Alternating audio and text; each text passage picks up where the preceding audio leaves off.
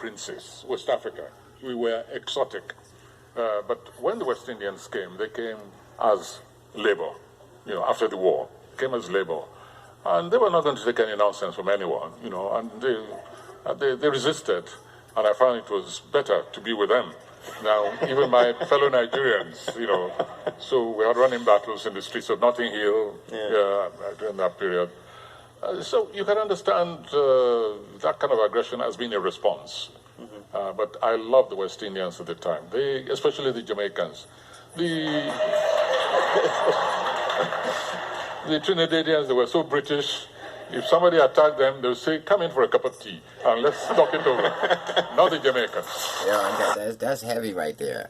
I don't even know if Jamaicans realize how heavy. Well, actually, no, let me take that back. Jamaicans actually do know how heavy that is because reggae artists are connected to Africa because reggae. So they all of them are like, the culture is interchangeable, man. So like what's hot in Jamaica and Africa. So they do know. They know what time it is. Wally, man, he gave a shout out to the Jamaicans, man. Even back in the days, they were doing their thing, you know what I mean, and not taking nothing in England, the British Empire, like, you know what I mean. Wally is somebody that you got to know of because he's a Nigerian. He's like the god of Nigeria, like like real talk, like he's like the god of Africa, like not Africa. He was alongside other great people.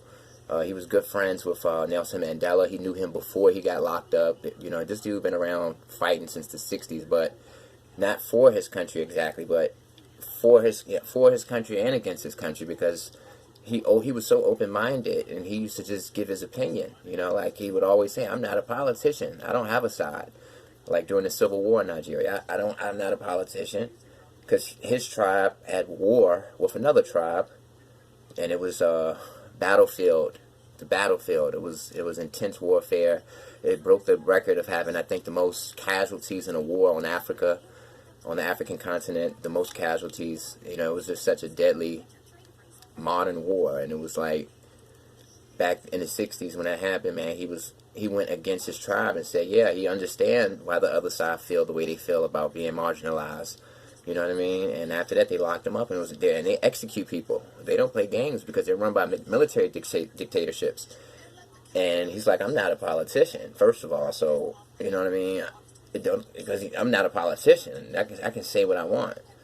And dude is a legend, man. You know what I mean? And he writes books. That's his trade. And he's the first black dude to win the Nobel laureate. But he's the dude in Nigeria holding it down.